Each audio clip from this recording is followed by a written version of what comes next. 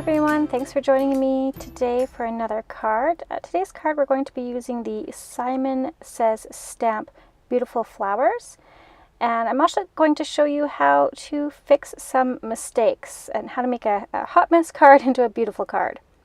So like I said, we're going to be using the Simon Says stamp Beautiful Flowers, and this is a really great stamp set. I absolutely love it. There's such big florals, great sentiments.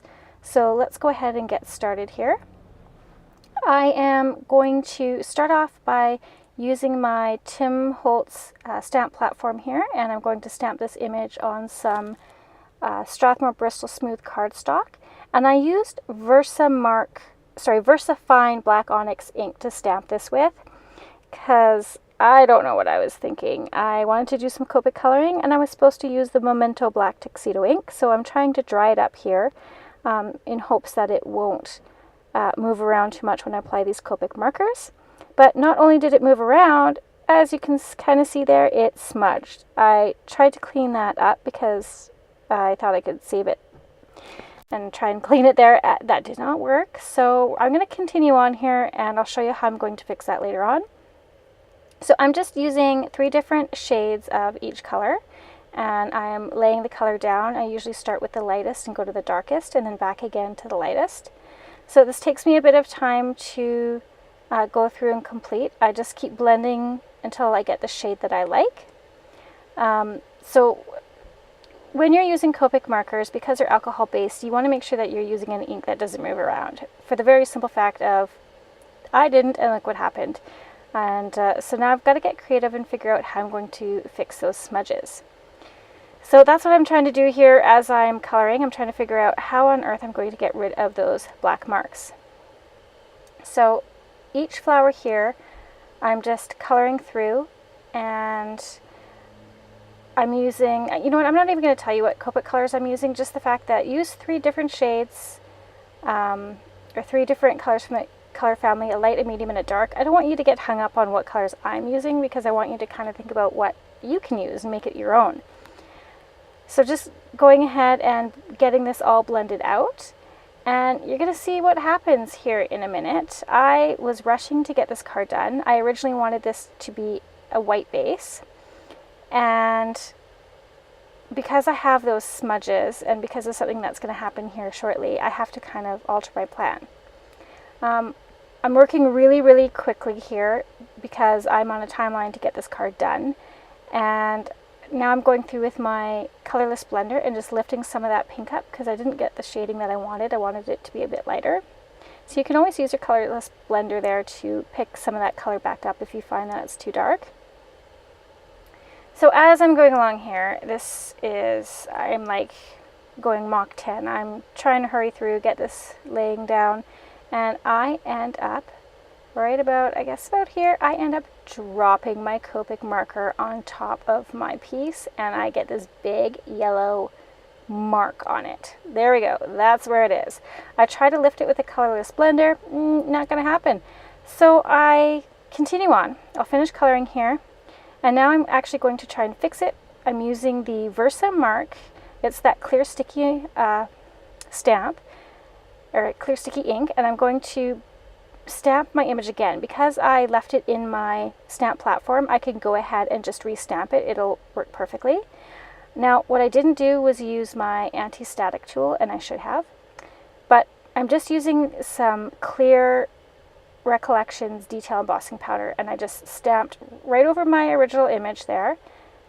Again, using a stamp platform really helped because I could just do that without having to line it up too terribly hard. And I'm going to heat set that. And then what that allows is the embossing gives a little bit of an edge for when I'm going to do my fixing of the background. So I'll heat set that up, and what I'm doing here is just kind of removing, because I didn't use that anti-static tool, I'm going to take my brush and just kind of remove some of that powder away. If some of it's still on there, it's not a big deal, because what I'm going to do is kind of do a watercolor technique on the background, and if some of that clear stuff is there, it's okay. It'll just kind of resist that ink, and it'll just kind of have like little clear dots. It's not going to be a huge issue at all. It'll add, you know, some texture and interest to the background, if anything. So once I get those kind of stray pieces all cleared up, I'm using my, I think it was the Distress ink, what is it, Mermaid Lagoon, I think I used for the background, and I'm just going to use that to watercolor the background. And like I said, that embossing, once it's set up there, it'll act like a little lip so that the watercolor doesn't flow into my Copic colors there. So I'll start just kind of heat setting that, make sure it's kind of cooled down. And I like to clean my stamps off as I go. I'm kind of anal that way. I know a lot of people don't clean their stamps, but I just can't do it. I gotta wipe them down. So yeah, that's the Mermaid Lagoon there, and I'm using just a watercolor brush there, and going into those little spaces, and I'll kind of zoom in a minute here to show you, using that water brush to kind of get into those little nooks and crannies. And then I'm going to bring in a bigger brush and go out over top. So as you can see, it's not covering my mistakes completely. So now I got to think of another way to fix this. So I bring in a big brush and I'm going to go ahead and go over the entire thing, giving it a wash of that Blue Lagoon. And I'm going to actually use this round brush here and my acrylic block, and I use some Distress ink Twisted Citron, and I splattered that with that acrylic block. I just smooshed it down on the right hand side, picked some up with some water, and then I just kind of flicked it onto the card, and now you can't even tell. It looks like it was supposed to kind of be that way. So for the sentiment, I picked some of the sentiments from that stamp set. I'm using my anti-static tool and my Versamark sticky ink there because I'm going to heat emboss with some Gold Recollections embossing powder. And I do that a couple times because it's already been embossed once. I just want to make sure that I get that ink down on top of there and it's nice and sticky to grab that embossing powder. And I'll go ahead and heat set that up. There's something satisfying about watching the embossing powder melt. I don't know if you guys feel that way, but I just love watching how it melts up together. So there, I got that all done up, and that pretty much finishes this card off. I'm just going to add some little gems there. I'll link or put it in the description box what those gems are and where I got them from, but I think that turned out really well, and you'll never even know that I made a mistake. So we're going to do another card here today, and I'm using my anti-static tool on some navy blue cardstock here, and I'm stamping with Versamark. And I like this stamp platform because I can use those really big stamps on it.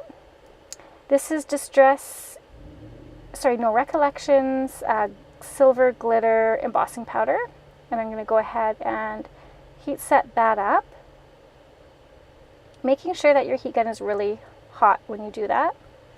After that's all set up, I'm going to use my Staedler pencil crayons, and I'm laying down a layer of white first, and then I pick 2 shades of each color and just kind of color over top.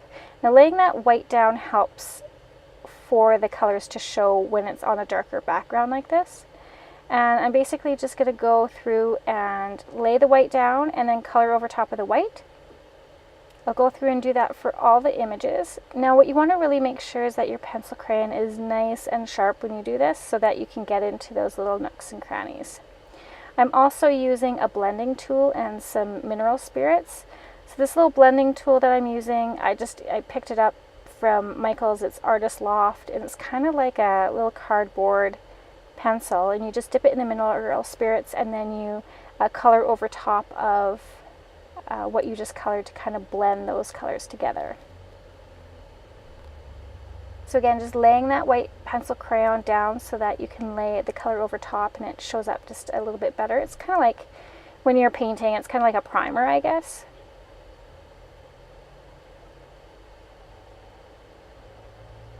There's a little bit of the embossing powder that does kind of come off when I'm coloring, but it's not a big deal. You can still see the outline. It's not coming off too much to really make a difference.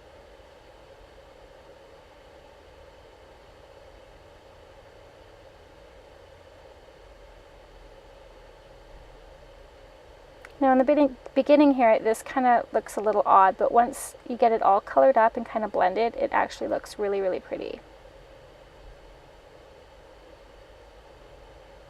Again, making sure that my pencils are nice and sharp.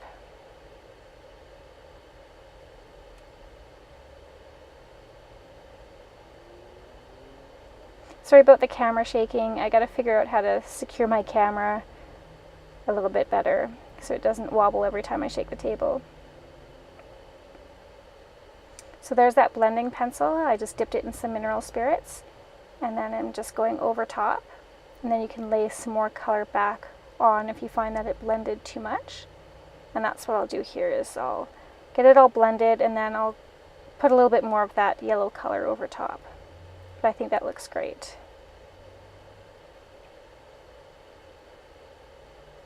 So I'm going to do that for all the little images here.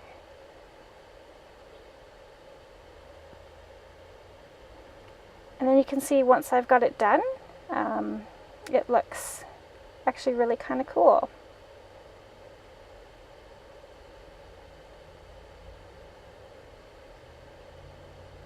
Blend those last little leaves in.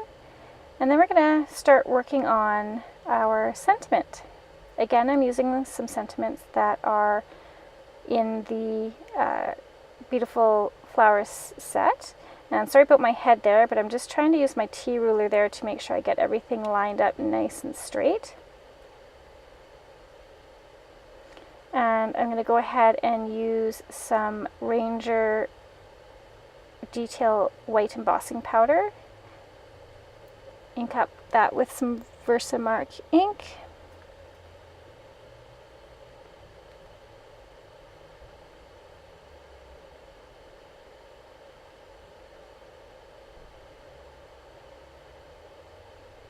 And again, making sure that when you are using your embossing powders that your heat gun is really nice and hot before you bring it to your project, because you don't want to warp that panel. Now, I don't think I used my anti-static tool here, and I should have, so oops, again. I managed to, I think it looks okay, like it's not too bad with the finished product, but I go through here and try and remove what I can. I'll just clean it up here with a brush.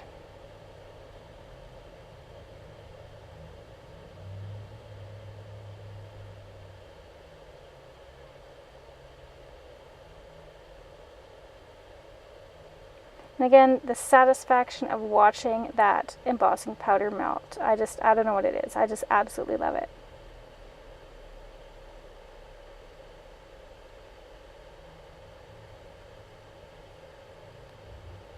And then other than just adding a few little sequins and embellishments, that finishes up this card panel here. I'm just going to wipe away any of that anti-static powder that may be left, or any of the embossing powder.